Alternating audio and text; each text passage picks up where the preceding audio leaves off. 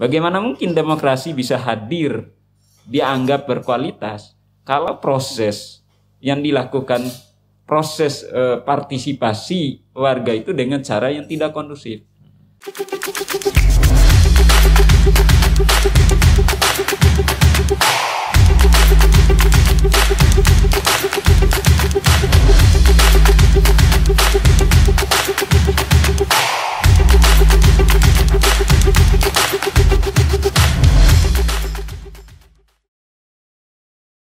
Assalamualaikum warahmatullahi wabarakatuh. Ketemu kembali dalam podcast Radar Banjarmasin, paling paham soal Banua, bersama saya Toto Farudin. Baik pemirsa podcast Radar Banjarmasin, hari ini kami mengundang seorang tamu spesial. Kenapa kami mengundang? Kami merasa sangat berkepentingan untuk menyajikan informasi yang nantinya publik akan tahu, mengerti bagaimana nanti dalam proses pilkada yang saat ini sedang dan masih akan berlangsung. Kita baru saja menuntaskan pilkada dan akan kembali melakukan pungutan suara ulang. Karena itu kami mengundang lembaga yang menjadi penyelenggara. Kami menghadirkan salah satu komisionernya, Bapak Edi Aryansah. Beliau adalah komisioner bidang pendidikan, sosialisasi dan pendidikan pemilih dan partisipasi masyarakat. Baik Pak Edi, terima kasih sudah berkenan hadir di studio podcast kami. Kita akan banyak berbincang Pak. Katakanlah saya mewakili suara publik Pak ya. Jadi ini banyak pertanyaan-pertanyaan kritis nanti yang akan kita sampaikan ke KPU. Karena KPU juga banyak mendapat sorotan ini. Baik, saya mulai aja nih Pak. Pertanyaan pertama, menurut Pak Edi nih, bagaimana kualitas pilkada Kalimantan Selatan yang baru saja kita tuntaskan di bulan Desember 2020 tadi, yang sekarang berlanjut pada pungutan suara ulang pada tanggal 9 Juni nanti. Bapak melihatnya secara umum gimana? Ya, pertama kalau kita lihat prosesinya, kualitas proses kita memang diuji di Mahkamah Konstitusi, sehingga dilakukan pemungutan suara ulang. Nah, penilaian terhadap kualitas ini tidak hanya dilihat pada dilakukan pemungutan suara ulang atau tidak, tapi ada varian-varian lain juga yang harus kita cek. Pertama, misalnya dari sisi instrumen yang kita gunakan. Instrumen yang kita gunakan, KPU juga menggunakan instrumen Sirekap.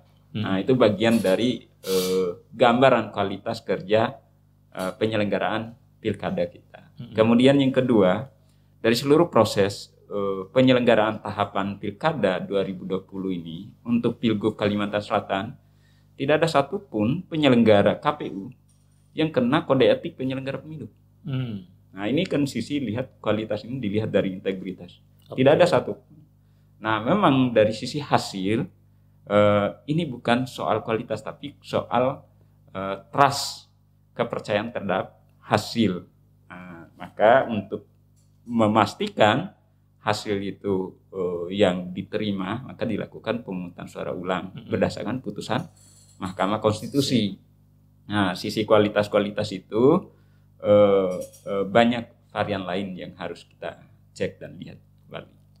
Berarti hasil keputusan MK yang memutuskan untuk melakukan pungutan suara ulang itu tidak menjadi serta-merta menjadi sebuah pembenar ya bahwa kualitas demokrasi proses pilkada Kalimantan Selatan ini dianggap legitimasinya lemah gitu. Boleh gitu? Tidak menjadi dianggap secara totalitas. Penyelenggaraannya itu tidak berkualitas. Nah, tidak dianggap demikian. Tetapi kenapa dilakukan pemungutan suara ulang? Ya karena ada selisih menurut Mahkamah meyakini perlu dilakukan pemungutan suara ulang di titik-titik atau lokasi-lokasi tertentu.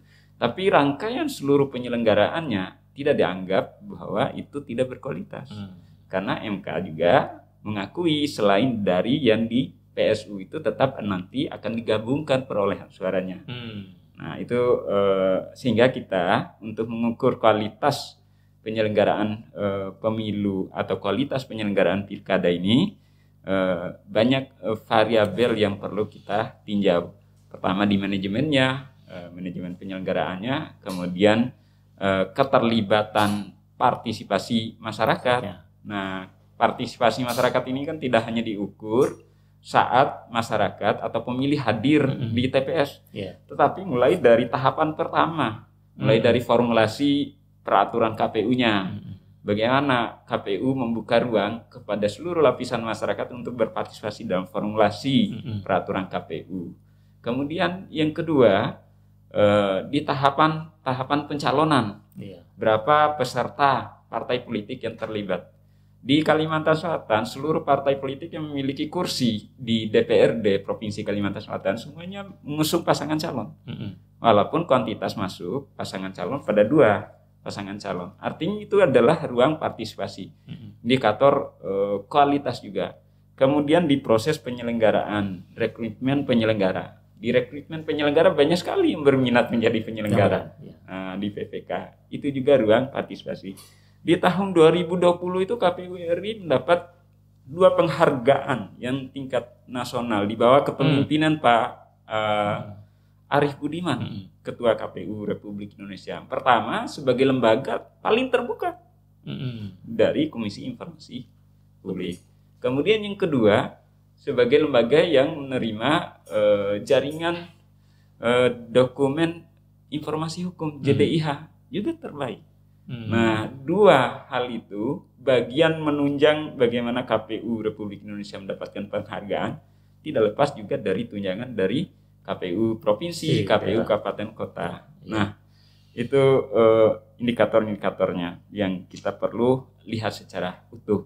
Namun pada hasil pilkada diuji di Mahkamah Konstitusi, kemudian Mahkamah Konstitusi meyakini harus dilakukan pemungutan suara ulang. Oke, ini ranah hukum yang memang dalam prosesnya memang berjalan sesuai dengan koridornya ya. Tapi kalau kita melihat sesuai dengan bagaimana proses ini dari awal sampai akhir secara utuh, maka kita akan bisa membuat satu pandangan kali ya bahwa memang ini sebuah proses yang sangat demokratis sudah sebenarnya. Betul. Karena partisipasinya juga sudah sangat tinggi, tidak hanya pemilihnya tapi juga penyelenggara dari tingkat PPK tadi. Betul. Dan banyak publik menilai, masyarakat Kalimantan Selatan juga merasakan ini adalah pilkada yang cukup, bahkan mungkin kata cukup tidak cukup menggambarkan kali ya, tapi pilkada yang sangat sengit ya, bisa dibilang gitu. Bahkan ini seperti pilkada rasa pilpres. Gimana pendapat Pak Yadi? Kita mengapresiasi semua masyarakat ikut mencurahkan perhatian, ikut berpandangan, ikut berpartisipasi terhadap seluruh rangkaian pilkada kita. Nah, bagian dari target partisipasi itu bahwa masyarakat didorong untuk aktif, tidak berdasarkan mobilisasi, tapi berdasarkan kesadaran berpartisipasi. Dia hadir tidak hanya pungut hitung, tapi termasuk memberikan kontrol terhadap agenda-agenda penyelenggaraan, itu juga bagian dari partisipasi. Nah, hanya saja kesadaran partisipasi ini harus diarahkan pada kesadaran partisipasi positif. Sehingga rasa damai, konduksivitas, demokrasi tetap juga berlangsung secara kondusif. Bagaimana mungkin demokrasi bisa hadir, dianggap berkualitas, kalau proses yang dilakukan, proses partisipasi warga itu dengan cara yang tidak kondusif. Apa indikator tidak kondusif? Pertama, muncul hoax misalnya. Seharusnya informasinya A, tapi di framing menjadi B, jadi informasi hoax. Yang kedua, informasi-informasi yang mendorong terjadinya perpecahan. Padahal demokrasi menghargai semua perbedaan-perbedaan, tapi perbedaan-perbedaan yang dilakukan oleh setiap warga tetap menjaga keragaman yang ada di seluruh lapisan masyarakat. Nah, aktivitas partisipasi warga silakan, tetapi koridor-koridor hukum juga harus tetap dipatuhi. Nah, makanya sengitnya ini memang banyak variabel juga dilihat sengitnya. Apakah sengit terkait dengan selisih perolehan suaranya? Ya, itu satu. Yang kedua, pada sisi-sisi lain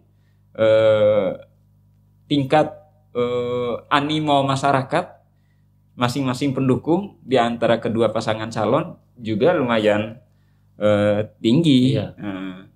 Nah, tidak hanya dilihat di saat PSU ini, bahkan mulai dari tahapan awal itu sudah mulai, bahkan di tahapan kampanye KPU memfasilitasi prosesi debat misalnya. Nah, ini kan ada kemajuan yang luar biasa yang dilakukan oleh KPU selain memfasilitasi dengan cara-cara yang sangat netral dan mandiri, tidak ada kritikan soal terhadap penyelenggaraan yang dilakukan KPU sebenarnya sampai adanya putusan Mahkamah Konstitusi. Nah, ada yang berasumsi bahwa ini berarti terjadi kecurangan. Tidak serta-merta, mungkin karena faktor administrasi lalu hasilnya diragukan. Nah, belum tentu orang itu melakukan kecurangan, tetapi mungkin saja karena faktor kualitas yang dilakukan dalam pengadministrasian penyelenggaraan itulah dapat mempengaruhi legitimasi, mempengaruhi hasil. Oke. Terus PSU adalah keputusan yang sudah dihasilkan dalam sidang MK yang menilai bagaimana proses pilkada di Kalimantan Selatan. Hasil dari keputusan ini menimbulkan opini bahwa ada kecurangan, keyakinannya seperti itu. Bahwa berdasarkan materi gugatan, indikasi penggelembungan dan sebagainya. Tolong jelaskan. Apakah ini benar atau tidak? Kalau tidak benar seperti apa penjelasannya, dan kalau itu benar, kenapa bisa terjadi? Ini perlu kita sampaikan supaya publik tahu bahwa menyangkut integritas KPU juga ini asumsinya nanti seperti itu. Sampai hari ini KPU provinsi meyakini tidak ada prosesi penggelembungan. Tidak ada ya? Sampai detik ini. Karena kita melakukan pengecekan di semua C salinan maupun di D rekapitulasi kecamatan, rekapitulasi kabupaten. Yang kita temukan itu adalah proses pengisian data pemilihnya, data pemilih yang tidak akurat, sehingga tidak menemukan sinkron antara suara sah dengan tidak sah disandingkan dengan pengguna hak pilih. Nah, ini contoh, ada yang dilakukan pencoretan karena salah penulisan, kemudian diperbaiki di saat rekap secara berjenjang. Sampai detik ini tidak ada kita temukan di mana prosesi penggelembungan itu terjadi. Sampai detik ini. Bahkan dalam sengketa Mahkamah Konstitusi juga tidak disebutkan TPS mana yang dilakukan penggelembungan suara. Namun yang menjadi dalil misalnya, yang menjadi putusan mahkamah kenapa dilakukan pemungutan suara ulang di Tapin misalnya, di 24 TPS, karena ada orang yang meninggal dunia yang menggunakan hak pilih, bukan penggelembungan suara, atau karena orang hadir 100% di TPS tempat menggunakan hak pilih. Memang sulit negara kita ini, kalau misalnya warga hadir berpartisipasi tinggi dipersoalkan, tetapi masyarakat juga berpartisipasi rendah dipersoalkan. Lalu yang mana yang menjadi pegangan bagi KPU? Di KPU saya salah satunya mendorong di bidang bertugas di bidang sosialisasi pendidikan pemilih, dan salah satu tujuannya adalah bagaimana meningkatkan partisipasi publik, partisipasi pemilih. Nah, ketika masyarakat hadir maksimal menggunakan hak pilih, lalu dipersoalkan. Nah, ketika masyarakat rendah, misal contoh di Banjarmasin Selatan, di 55, sekian persen kehadirannya kemarin, dipertanyakan juga. Nah, ini yang mana yang diinginkan publik? Soal preferensi politik pemilih itu adalah hak pilih dari setiap warga negara. KPU tidak boleh, tidak punya kuasa, tidak punya kewenangan untuk mengintervensi pemilih menggunakan hak pilih, harus memilih si A atau memilih si B. KPU beserta jajaran komitmen untuk mendorong setiap pemilih menggunakan hak pilihnya secara luber jurdil. Jadi tidak ada paksaan sedikit pun untuk hal itu. Tapi peluang itu masih bisa mungkin terjadi nggak? Bahwa mustahilkah atau sesuatu yang tidak mustahil terjadinya penggelembungan pada tingkat mana? Mungkin dari sisi tahapan gitu ya. Apakah itu bisa dan mungkin terjadi? Pertama, di TPS selain 7 orang KPPS, ada saksi masing-masing pasangan calon. Kalaupun tidak ada saksi salah satu pasangan calon, ada pengawas TPS. Di pengawas TPS itu berada setiap TPS. Sekarang bedanya sebelum-sebelumnya, di masa saya menjadi Ketua Panwaslu Kabupaten Banjar, itu belum ada pengawas TPS, hanya ada PPL, pengawas pemilu lapangan, yang satu orang satu desa mengawasi puluhan TPS. Sekarang setiap TPS itu ada pengawas TPS. Satu pengawas TPS. Bagaimana mungkin teman-teman ini bisa melakukan kecurangan di bawah pengawasan melekat dari pertama tahapan yang pemungut hitung sampai akhir pemungut hitung, diawasi ketat oleh teman-teman pengawas TPS. Ada saksi pasangan calon. Selain saksi ada pemilih, ada pemantau. Kemudian di tingkat kecamatan, proses rekapitulasi pertama, di situ disaksikan semua saksi pasangan calon, Panwaslu kecamatan, kemudian ada PPK-nya di bawah monitoring KPU Kabupaten Kota, dan semua prosesi itu akan sangat sulit. Nah, memang terjadi soal kekeliruan kalau misalnya ada kekeliruan penulisan administrasi hasil, itu memang di tingkat terendah. Tingkat terendah ini itu di tingkat KPPS. Mungkin sama ke semua pihak, baik saksi, pengawas TPS, KPPS-nya sama-sama kurang memahami konten itu. Tapi memahami, misalnya dia tulis pengguna hak pilihnya 10 orang. Nah, kemudian suara sah dan tidak sah misalnya kok 8 orang. Nah, harusnya kan daya kritisnya harus sama ini. Jumlah yang menggunakan hak pilih dengan jumlah suara sah dengan tidak sah. Ini harus sama. Sinkron. Bagaimana mungkin bisa kurang sebagian ini hasilnya dengan yang memberikan hasil. Nah, ini kontrol antara saksi di TPS, pengawas di TPS, dan komitmen KPPS kita untuk menyelenggarakan pemungutan dan penghitungan suara di TPS ini berjalan sesuai dengan asas luber dan jurdil. Nah, yang kedua, memang ini sebagai bentuk lah yang sudah berlalu, penilaian mahkamah telah memutuskan untuk dilakukan PSU. Kita tidak mengkritik putusan mahkamahnya, tapi bagaimana KPU untuk mengantisipasi penyelenggaraan pemungutan suara ulang ini pure mendapat legitimasi yang kuat dari masyarakat, mendapat dukungan, mendapat trust publik yang kuat. Nah, mulai dari prosesi yang sekarang sedang kita lakukan adalah prosesi pembentukan badan ad hoc-nya, ad hoc penyelenggara PPK. Amar putusan Mahkamah Konstitusi itu sudah memerintahkan kepada kita untuk membentuk baru PPK, membentuk baru KPPS. PPK di 7 kecamatan itu, KPPS dalam cakupannya, dan tidak melakukan pembentukan baru terhadap PPS-nya. PPS kita akan lakukan evaluasi pemenuhan syaratnya.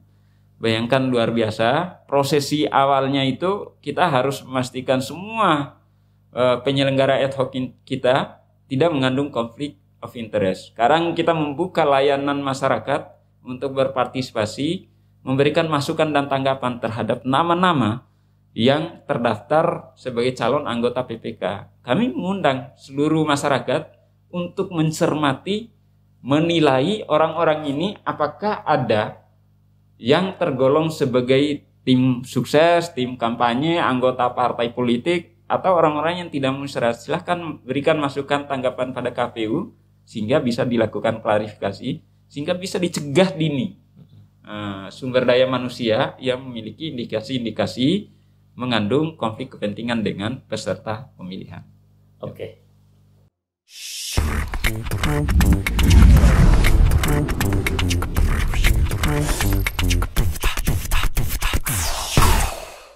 Baik Pak Edi, saya mau menggarisbawahi tadi pertanyaan saya terkait dengan kemungkinan-kemungkinan sesuai dengan opini yang bergulir bahwa diyakini terjadi penggelembungan suara karena itulah MK memutuskan dilakukan PSU ulang. Tadi Pak Edi mengatakan itu sesuatu yang tidak mungkin ya, karena berjenjang dan berlapis dari sisi pengawasan. Itu hanya memang persoalan faktanya administratif. Benar seperti itu? Ya, kita melihat sampai detik ini kami meyakini bahwa tidak ada prosesi penggelembungan. Namun putusan Mahkamah Konstitusi dilakukan pemungutan suara ulang. Coba kita baca kembali semua pertimbangan hukum Mahkamah Konstitusi. Ya. Karena kan masalahnya masyarakat kan membacanya parsial. Iya, parsial. Iya, asumsinya seperti itu ya. Ini perlu diluruskan oleh KPU supaya menyangkut integritas juga ini sebenarnya. Ya, pertama kan dari seluruh tahapan penyelenggaraan pemilu kita, PPK, KPU Kabupaten, KPU Provinsi ada nggak yang diputus melanggar etik oleh Dewan Kehormatan Penyelenggara Pemilu selama pilkada? Salah satu parameter yang bisa parameter integritasnya bahwa teman-teman ini melakukan penggelembungan suara atau apa? Tidak ada satupun. Contoh misalnya kalau ada yang melakukan prosesi pencoblosan melebihi dari haknya seperti yang terjadi di Desa Pembantanan TPS 7. Bayangkan, dia mencoba mau menggunakan hak pilih melebihi dari jumlah haknya dia, saksi mengetahui dan langsung dicegah. Nah, saksi mengetahui dan langsung mencegah, dan itu tidak terjadi. Tetap kita lakukan pemungutan suara ulang. Walaupun surat-suara dari sekian surat suara yang dia coblos, salah satunya di situ adalah surat suaranya yang bersangkutan. Artinya gambaran terhadap pemungutan suara di TPS tidak sendirinya dilakukan oleh penyelenggara. Ada saksi, ada pengawas TPS, ada pemilih. Sehingga kecil kemungkinan bagi jajaran kita untuk melakukan tindakan-tindakan yang melanggar hukum pemilihan. Nah, dan kami juga tidak mengarahkan untuk melakukan pelanggaran. Bahkan kami mendorong tetap menjaga integritas proses dan hasil dari penyelenggaraan pemilihan. Contoh clear terkait dengan komitmen penyelenggara untuk menjaga integritas proses dan hasil. Terhadap yang bersangkutan kita langsung melakukan pemecatan melalui KPU Kabupaten Banjar, tidak dilibatkan dalam proses pemungutan suara ulang yang kemarin. Nah, kita langsung mengganti yang bersangkutan. Begitu juga rangkaian-rangkaian jika ada indikasi, kami memang mendorong masyarakat jangan terpengaruh atas informasi yang belum didapati yang sebenar-benarnya. Nah, ini juga akan mengganggu kualitas demokrasi kita. Nah, kualitas demokrasi ini kan tidak hanya ditunjang oleh penyelenggara pemilu. Apa benar? Tidak juga mengakui, dan yang bersangkutan juga membantah dengan surat pernyataan bahwa tidak benar melakukan proses penggelembungan suara. Kemudian terkait dengan tanda terima logistik. Tanda terima logistik yang diserahkan oleh KPU provinsi itu bukan untuk penggelembungan suara, itu untuk kebutuhan rekapitulasi di tingkat kecamatan. Yang 20 kotak suara. Setiap kecamatan itu kan satu kotak gubernur dan wakil gubernur. Nah, hal-hal demikian patut diketahui. Namun terkait dengan DPT di Kabupaten Banjar itu kan pertimbangan Mahkamah Konstitusi karena jumlah pengguna hak pilih dalam DPTB itu melampaui 2,5% dari DPT per TPS. Nah, itulah yang diyakini MK. Ini agak kurang meyakinkan kualitasnya dan diragukan kualitasnya, perlu dilakukan pemungutan suara ulang. Jadi boleh dibilang kesimpulannya bahwa keputusan itu didasari oleh keraguan MK terhadap prosesnya, bukan terhadap hasil perhitungannya ya sebenarnya. Bisa dibilang seperti itu. Artinya ada cacat administrasi karena ketidakpahaman, ketidaktahuan gitu ya. Ya, karena kualitas keraguan terhadap kualitas proses administrasi pemilih itu kan menjadikan Mahkamah meyakini untuk dilakukan pemungutan suara ulang. Nah, saya tidak mengkritik soal putusannya. Kami tentu menerima putusan yang diputuskan oleh Mahkamah Konstitusi, tetapi kami perlu menyampaikan pada publik bahwa prosesi itu. Nah, karena itu diragukan, dibuka tanpa ada meyakinkan Mahkamah untuk dilakukan pemungutan suara ulang seluruh TPS di satu kecamatan. Tidak ada satupun pertimbangan hukum Mahkamah Konstitusi yang menegaskan bahwa suara ini berapa di TPS mana yang ditambah untuk dikurangi, tetapi meyakini bahwa terjadi hal itu berdasarkan surat pernyataan komisioner yang dijadikan alat bukti oleh pemohon. Nah, ini kita harus lihat secara detail prosesi dari pemungutan suara ulang ini. Nah, apapun yang dinilai sekarang sudah tidak diakui 7 kecamatan tersebut hasilnya. Nah, maka dilakukan pemungutan suara ulang. Nah, kita tidak berdiskusi belakang, tetapi gambaran-gambaran problem tadi menjadi hal-hal yang perlu diperhatikan oleh KPU, pemilih dan masyarakat umum di masa mendatang agar tidak terulang. Contoh DPTB yang banyak. Nah, sekarang kami di KPU melakukan pencermatan kembali terhadap DPT, kemudian DPTB dan DPPH yang ada di kotak suara yang telah dibatalkan untuk dilakukan pemungutan suara ulang itu. Sehingga tidak ada lagi problem-problem yang menimbulkan terjadinya pemungutan suara ulang berdasarkan amar putusan Mahkamah Konstitusi. Nah, ikhtiar itu kita terus perkuat. Kami mendorong pada masyarakat, sampaikan informasi yang benar. Jadi jangan terpengaruh dengan hoax, jangan terpengaruh dengan agitasi yang selalu semuanya itu salah. Bahkan itu kan mengerikan pernyataan-pernyataan para pelaku media sosial bahwa ini melakukan kecurangan, ini disumpah dan sebagainya. Tanpa disumpah oleh publik, kami saat menerima jabatan itu sudah disumpah. Tanpa masyarakat itu menyumpahi, KPU itu sudah menyumpah di atas pundak dan kepala kami, itu ditempatkan itu Al-Quran. Sumpah untuk tidak melakukan tindakan-tindakan yang melanggar hukum. Ya. Berarti ini pelajaran moralnya bahwa pelajaran moral. Terlalu berani dan terlalu berisiko, dia tidak hanya bertanggung jawab secara hukum di dunia. Ya. Tadi dibilang disumpah, artinya kalau berani melakukan pelanggaran, sanksinya udah langsung dari yang di atas. Ya, saya pikir juga terlalu berisiko dan terlalu berani. Atau mungkin lebih ekstrimnya terlalu bodoh kali ya untuk dikatakan sampai berani melakukan seperti itu.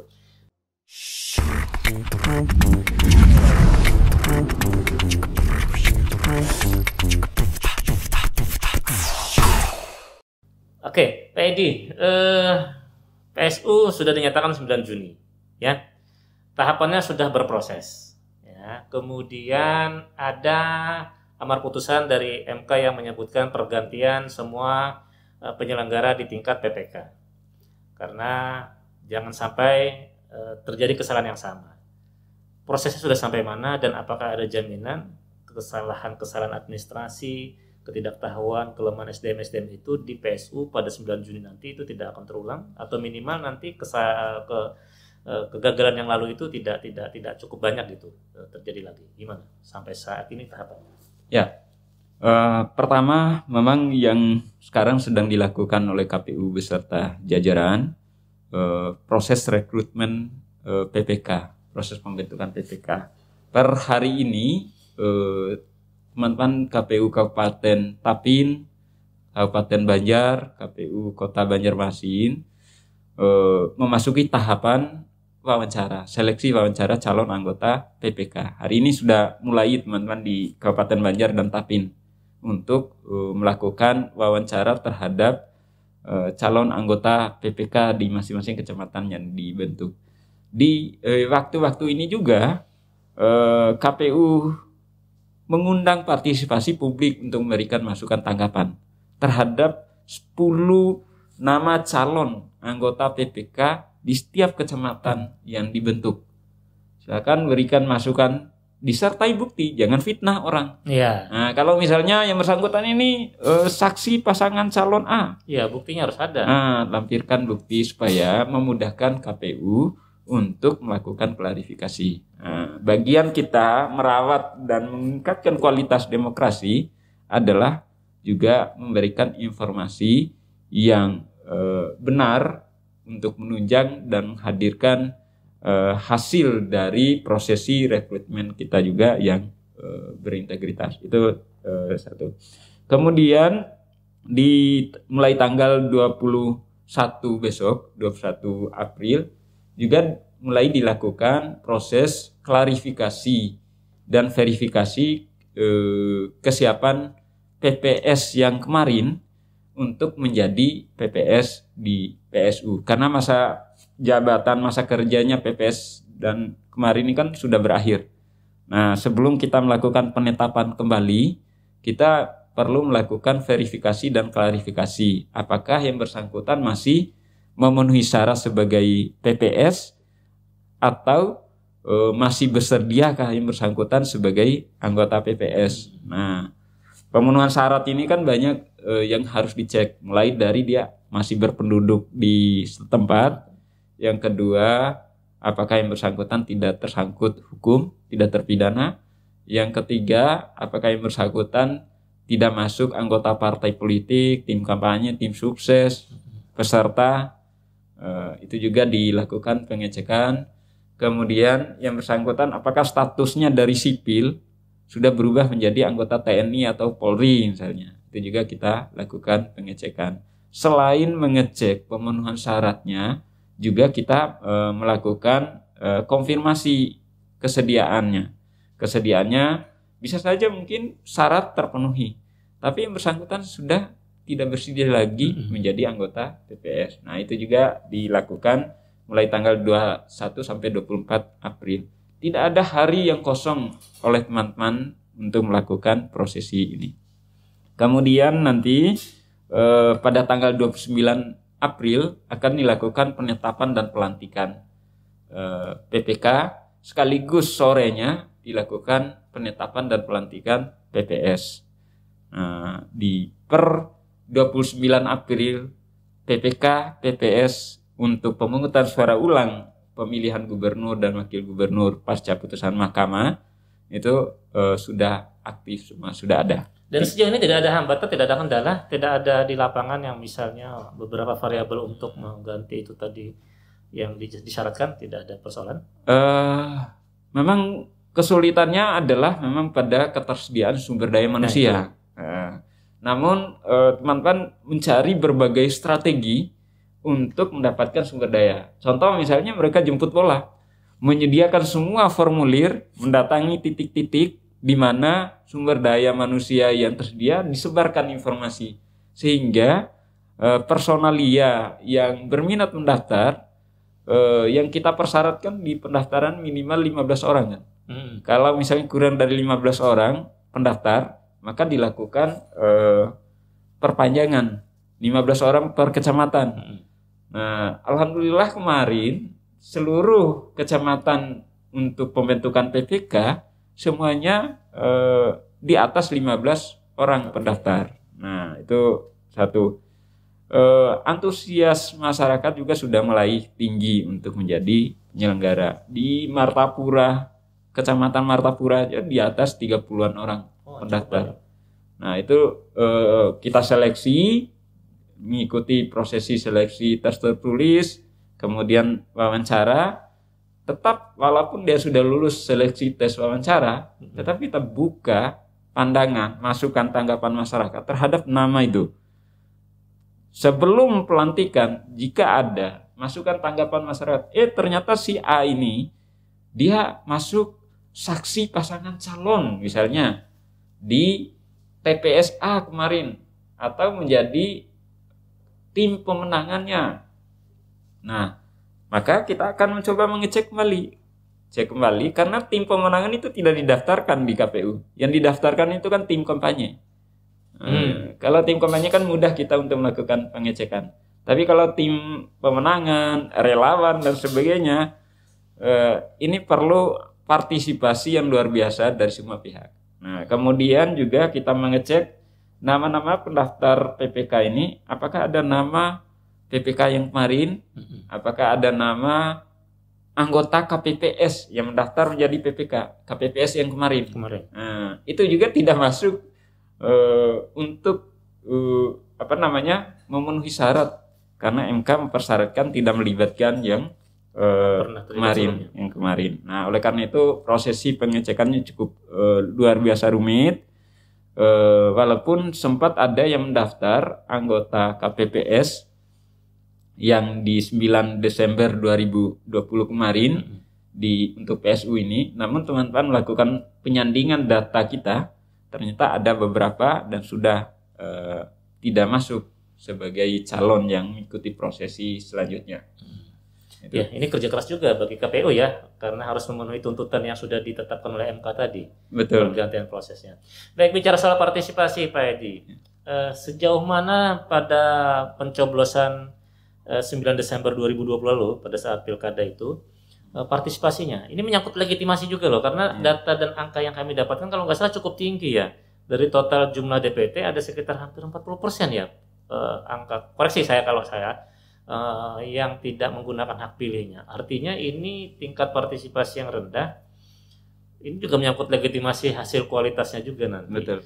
Faktor apa yang mempengaruhi yang paling dominan Pak Edi? Kemudian di PSU dari sisa jumlah pemilih yang akan mengikuti pencoblosan di 9 Juni nanti, targetnya ini berapa persen untuk bisa pemilihnya nanti ini? Pertama, kita sudah mempelajari bagaimana partisipasi masyarakat di saat pungut hitung di 9 Desember 2020 kemarin. Beberapa faktor yang mempengaruhi. Ya, berapa persen tadi angkanya? Apakah 40% itu saya koreksi salah atau benar atau hampir mendekati? Ya, hampir mendekati ya. Yang tidak menggunakan hak pilih. Tidak menggunakan. Hampir mendekati.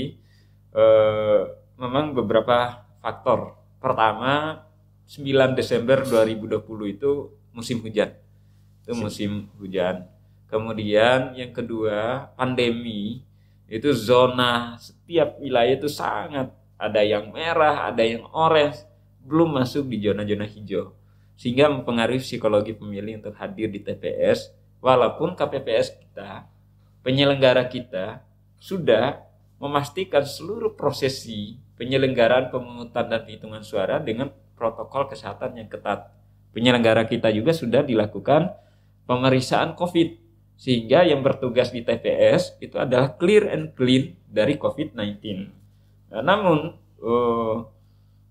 di hari yang sama juga cuaca juga mempengaruhi. Musim hujan hari itu bahkan ada beberapa TPS yang sempat pindah TPS. Contoh di Tanah Laut misalnya, karena kencang sekali angin, hujan disertai badai, akhirnya TPS harus bergeser. Ini faktor. Nah, sekarang bagaimana kita melihat di 9 Juni 2021 nanti? Pertama, Juni itu sudah intensitas hujan sudah mulai turun, tidak lagi tinggi seperti Desember 2020 kemarin. Yang kedua, kita lihat juga perkembangan COVID sudah semakin menurun, melandai ya, apalagi di kecamatan-kecamatan yang dilakukan PSU. Memang masih di Banjarmasin Selatan ya, masih, tapi di kecamatan-kecamatan lain seperti di Sambung Makmur, Mataraman itu kan sudah melandai. Kemudian di Martapura juga sudah semakin melandai dan tapin. Nah, sehingga ini partisipasi memungkinkan semakin meningkat dibanding pada pungut hitung 9 Desember 2020 kemarin. Yang kedua, faktor ketertarikan pemilih terhadap dua pasangan calon juga itu mempengaruhi partisipasi. Apalagi faktor sengit tadi. Sengitnya pertarungan antara kedua pasangan calon ini mempengaruhi juga pada minat pemilih yang mana untuk menentukan pemimpin masa mendatang di Provinsi Kalimantan Selatan. Kemudian kita lihat memang kemarin dari partisipasi titik yang terendah memang dari 7 kecamatan yang di PSU ini, memang partisipasi yang rendah kemarin di Banjarmasin Selatan dibanding Martapura, Sambung Makmur, Alu-Alu, Astambul maupun Mataraman dan Binuang. Dari 7 kecamatan ini memang di Banjarmasin Selatan. Tetapi bagaimana antisipasi agar masyarakat yang terdaftar dalam DPT, yang terdaftar dalam DPTB pada 9 Desember 2020 kemarin hadir menggunakan hak pilih di 9 Juni nanti. Ya, 9 Juni nanti. Nah, ini kita akan coba terus intens teman-teman di setiap tingkatan melakukan sosialisasi. Kemarin kita maksimalkan sosialisasi di Banjarmasin Selatan yang nanti 28 April ya pungut hitung pilwalinya. Kemudian kita akan lanjutkan per tingkatan di desa maupun per TPS di 827 TPS yang dilakukan pemungutan suara ulang. Nah, ini diintensitaskan dilakukan pemungutan sosialisasi tentang pemungutan suara. Tidak hanya soal hari H pungut hitung, tetapi yang disosialisasikan adalah siapa saja yang memiliki hak untuk menggunakan hak pilih dalam pemungutan suara ulang. Tidak ada lagi mobilisasi pemilih yang tadinya di luar DPT hadir menggunakan hak pilih. 3 syarat utamanya. Pertama, orang yang telah terdaftar dalam DPT kemarin.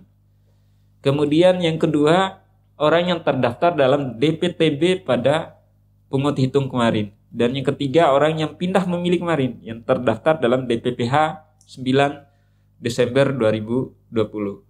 Nah, itu yang akan kita undang, berikan undangan pemilihan, undangan pemberitahuan, pemungutan suara, yang nantinya mereka hadir menggunakan hak pilih pada 9 Juni 2021. Baik, Pak Edi, ini pertanyaan yang didasarkan pada riset. Saya pernah diskusi dengan Pak Ramlan, mantan komisioner KPU RI, ya, Prof. Ramlan, yang juga guru besar ilmu politik Universitas Airlangga. Saya pernah ikut kuliah beliau dan beliau mengatakan berdasarkan riset, ini riset Pak ya, di beberapa kota dan di provinsi di Indonesia, bahwa politik Indonesia, terutama khususnya politik pilkada, memang sudah sangat rentan diwarnai dengan money politik atau politik uang. Nah, beliau katakan begini, kompetensi, kemudian elektabilitas didasarkan kompetensi, kemampuan, dan kapasitas dan popularitas itu tidak akan cukup signifikan kalau tidak ditunjang dengan modal yang kuat. Pun sebaliknya, modal yang kuat tidak akan cukup mampu mengangkat kalau tidak ditunjang dengan figur yang cukup kuat. Nah, kalau merujuk pada riset tadi, ya, ini menurut pengamatan Pak Edi sebagai komisioner KPU, kira-kira partisipasi masyarakat yang cukup rendah pada pencoblosan 9 Desember tadi, kira-kira apa karena salah satunya itu tadi ya, mungkin iming-imingnya kali yang nggak ada. Gimana menurut pendapat Pak Edi? Pertama, saya ingin merujuk kriteria demokrasi ideal dari DAL ya. Pertama, kriterianya adanya pemahaman yang memadai. Pemahaman yang memadai ini tidak hanya oleh penyelenggara, tetapi seluruh lapisan masyarakat tentang menggunakan hak pilih yang merdeka, tentang menggunakan hak pilih tanpa mobilisasi, tentang menggunakan hak pilih tanpa electoral fraud, tentang menggunakan hak pilih tanpa transaksional. Adanya pemahaman yang memadai dari pemilih itu akan menunjang terjadinya proses demokrasi yang berkualitas, sehingga money politik sedikit tidaknya itu tercegah dengan sendirinya. Yang kedua, bagaimana setelah mereka memiliki pemahaman yang memadai, hadir berpartisipasi secara positif. Orang tidak bisa berpartisipasi secara positif kalau tidak juga dukungan dari pemahaman yang memadai tadi mempengaruhi orang berpartisipasi secara positif. Salah satunya bukan karena adanya money politik, tetapi karena kesadaran menggunakan hak pilihnya dengan memiliki nilai yang setara dan dihitung sama dengan siapapun jenis kelaminnya, apapun jenis kelamin pemilih lain, dan siapapun profesinya, apapun profesi dari pemilih lain, dia memiliki pilihan yang setara.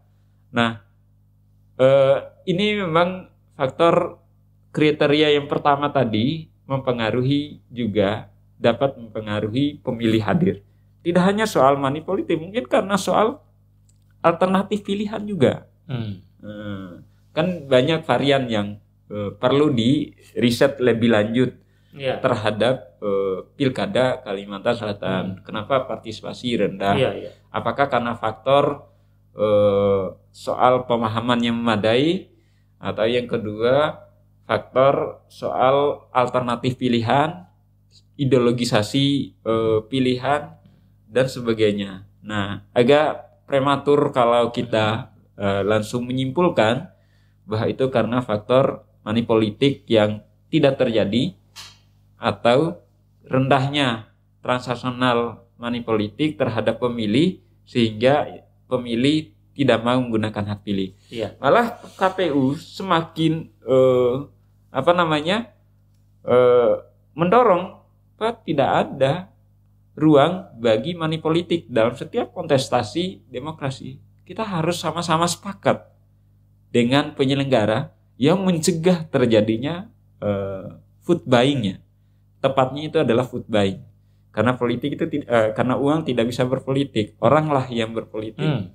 Nah, vote buying, transaksi hak pilih. Dia menggunakan hak pilih karena dibayar misalnya. Kita harus sama-sama berkomitmen untuk mencegah bentuk-bentuk demikian. Dengan cara apa? Bangkitkan kesadaran pemahaman tentang pentingnya menggunakan hak pilih. Bahwa hak pilih 1, 2, 3, 4 dan seterusnya dari setiap pemilih ini sangat mempengaruhi hadirnya pemimpin politik yang memimpin pemerintahan di tingkat provinsi Kalimantan Selatan. Oke. Nah, penentunya dari pilihan publik. Kenapa saya menyorot ini? Karena menurut saya ini menjadi satu titik yang cukup kritis. Angka hampir 40% pada DPT yang tidak berpartisipasi ini cukup mengkhawatirkan. Artinya KPU berhasil menjaga dan merawat penyelenggaraan pilkada ini tanpa money politik gitu. Tafsirannya bisa begitu. Yeah. Ya, tapi bisa dibalik juga kan, seperti yang saya katakan di riset, dan ini fakta yang saya dapatkan di lapangan ketika obrolan di warung kopi, di pinggir jalan, tukang beca, tukang ojek dan sebagainya. Kan ada duitnya juga. Nah, ini menjadi tanggung jawab bersama kita, Mas Toto. Bagaimana ke depan semakin kita tingkatkan kesadarannya menggunakan hak pilih. Tidak karena 10.000, tidak karena 100.000, tidak karena sebungkus Indomie dan sebagainya, tetapi harkat dan martabat pilihan setiap warga negara harus dilindungi dan dijaga oleh diri pemilih. Iya. Mulai dari diri pemilih. Iya. Ini saya perlu tanyakan ke Pak Edi karena gini, ini juga menjadi satu otokritik juga bagi masyarakat kita, publik kita, bahwa partisipasi yang rendah ini memang apakah tingkat kesadaran mereka yang sudah cukup, melek politiknya sudah cukup, literasi politiknya sudah cukup, sehingga mengatakan tidak ada calon yang sama-sama menguntungkan bagi saya, atau karena faktor 2 tadi, COVID dan ya kan, atau karena mungkin tadi berdasarkan faktor yang riset tadi itu tadi, ya kan. Ini memang belum ada satu kajian akademik ya mungkin ya, tapi riset tadi saya merujuk dilakukan di beberapa kota besar ya, bahwa politik Indonesia memang masih rentan dengan praktek-praktek seperti itu. Tapi tanggung jawab moralnya tadi, Pak Edi, kembali saya tidak bicara soal yang transaksionalnya, konsensus atau apapun itu. Kekhawatiran saya, konsen saya pada bagaimana kita bisa meyakinkan pemilih pada 9 Juni untuk partisipasinya ini. Tadi disebutkan Banjarmasin yang paling rendah loh ya. Di beberapa wilayah dari 7 kecamatan. Dari 7 kecamatan. Bisa dibayangkan kalau ternyata dengan jumlah yang DPT di angka 2, berapa juta yang partisipasinya, yang hanya sekitar berapa ratus ribu mungkin ya dengan PSU ini. Bayangkan kalau ternyata juga angkanya masih sama di angka 30 lebih sampai hampir 40. Ini gimana nanti legitimasinya secara ini kira-kira? Ya, pertama sih dan ini tantangan berat juga ini buat KPU ini untuk bisa. Pertama secara hukum PSU-nya terlegitimasi. Ya, pasti itu. Nah, cuman tingkat legitimasinya dari pemilih bisa saja KPU hanya bisa memberikan kesadaran menggunakan hak pilih. Tetapi KPU tidak bisa memaksakan orang untuk kamu harus hadir menggunakan hak pilih atau kamu tidak boleh hadir menggunakan hak pilih. KPU tidak punya kuasa untuk itu. Tetapi KPU memiliki ruang untuk memberikan kesadaran yang memadai kepada pemilih bahwa penggunaan hak pilih dilakukan dengan cara yang merdeka tadi itu adalah bagian dari melindungi pilihan tidak hanya hari itu, tapi untuk 5 tahun mendatang, selama 5 tahun mendatang. Jadi kita mendorong pemilih itu tentukan pilihan berdasarkan penilaian. memang dalam memilih pemilihan politik kita tidak berdasarkan kriteria kualitas, karena berdasarkan siapa yang dapat mempengaruhi pemilih, siapa yang dapat merebut hati pemilih. Berbeda dengan rekrutmen di tempat karyawan atau rekrutmen dosen, PNS, itu ada indikator kualitas yang kita kaji. Tetapi kalau misalnya pemilihan pilkada, ini kan berdasarkan orang merdeka menentukan pilihannya. Bisa saja si pemilih A ini berdasarkan kriteria tingkat pendidikan, berdasarkan kriteria tingkat kesolehan, berdasarkan kriteria misalnya tingkat religiusitas, religiusitas dan sebagainya.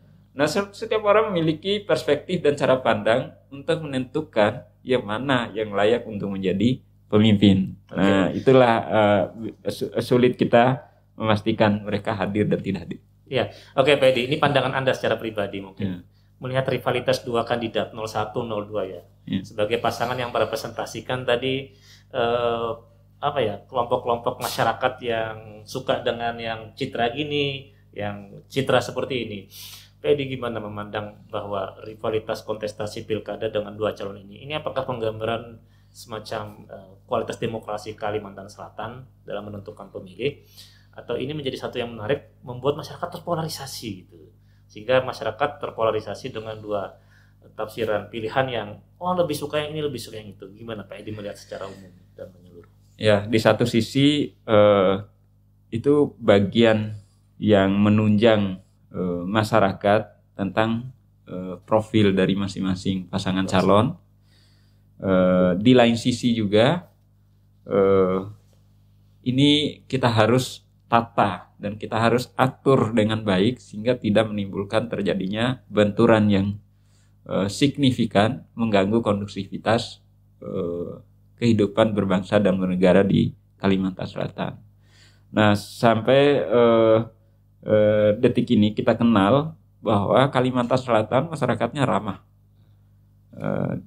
Dia cenderung menjaga perdamaian. Kecuali kita lihat pada Jumat Kelabu di pemilu di menjelang di transisi 97 yang lalu. Nah, hal-hal yang mengganggu misalnya nilai-nilai kearifan di Kalimantan Selatan mungkin belum ada yang menunjukkan hal demikian. Contoh misalnya jangan serang misalnya di saat orang beribadah, melakukan tindakan-tindakan yang mengganggu proses ibadah misalnya, atau misalnya di hari-hari saat sholat Jumat misalnya ada lakukan prosesi pawai dan aktivitas-aktivitas mengganggu peribadatan, nah, mungkin masyarakat akan ribut.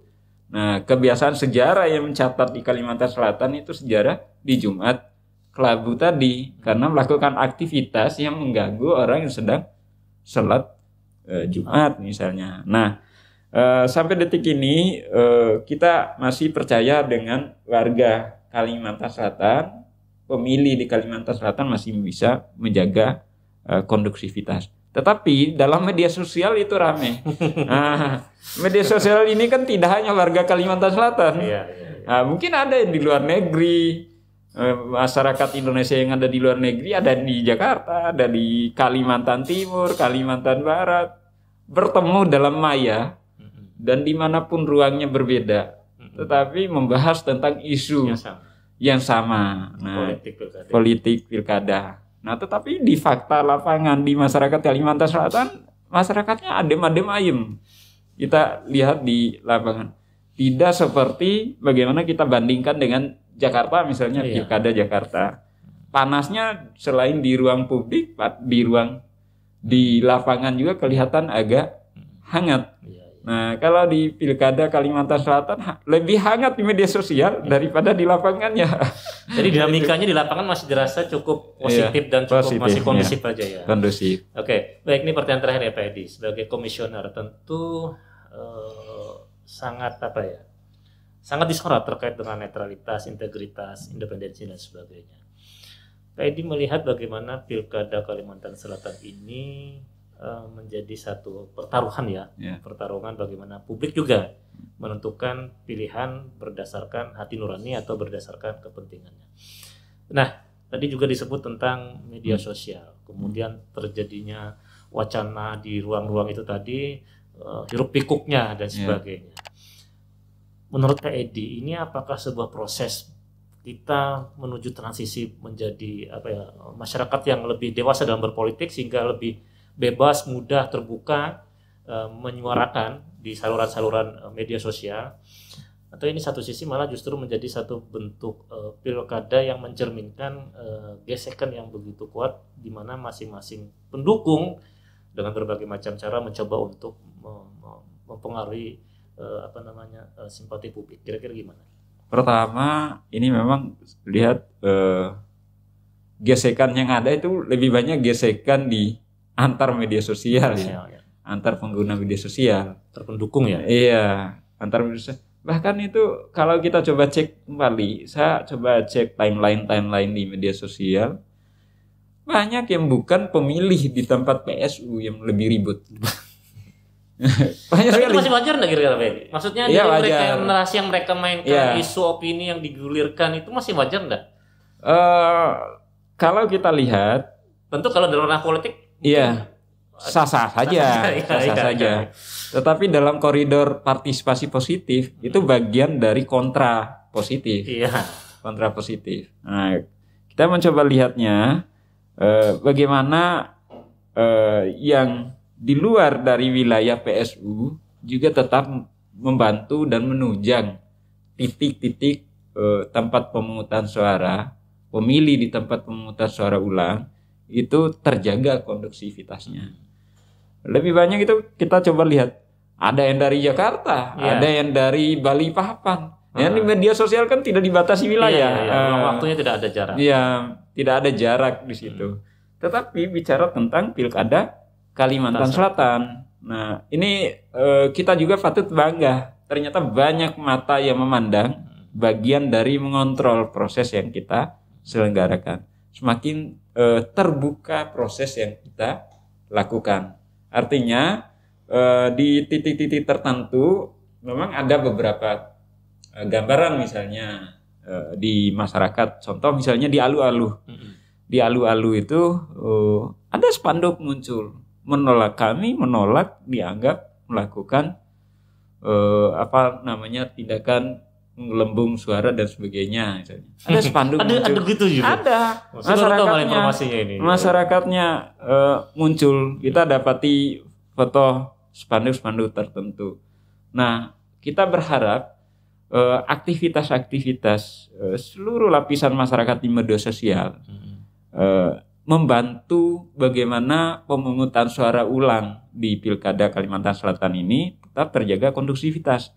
Jangan sampai benturan-benturan komentar di media sosial lalu mendarat kepada wilayah-wilayah yang dilakukan pemungutan suara ulang. Nah, ini juga kami berharap dan menghimbau kepada seluruh masyarakat pengguna media sosial agar komentar-komentarnya berbasis data, tidak juga mengganggu kondusivitas, rasa aman, rasa damai. Demokrasi itu percuma hadir kalau hanya demokrasi sulit hadir kalau rasa aman, rasa damai dari setiap pemilihnya terancam.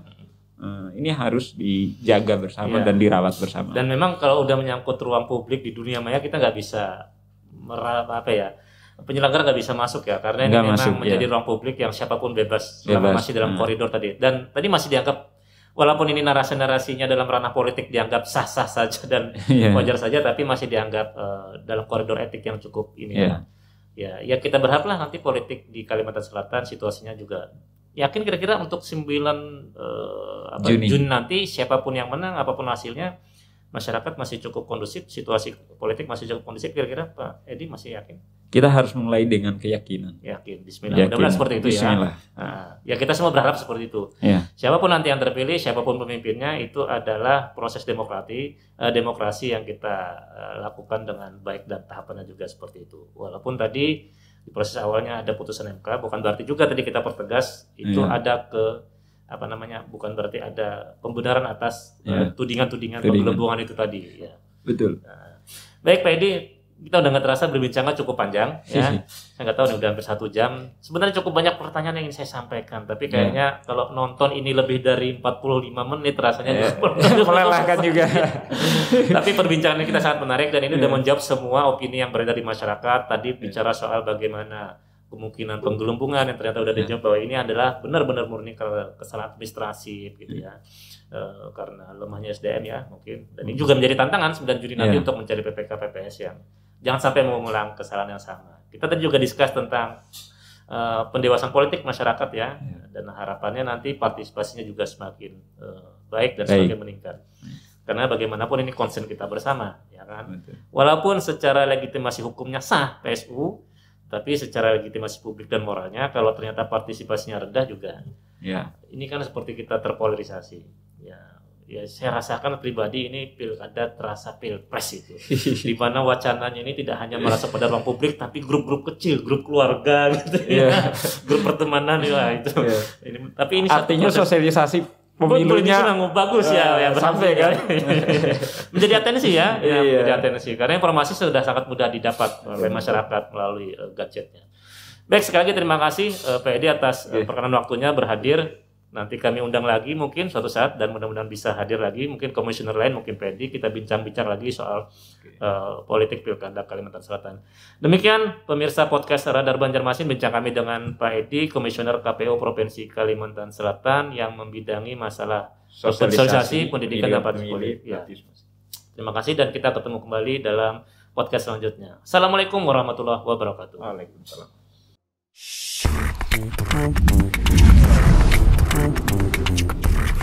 Thank you.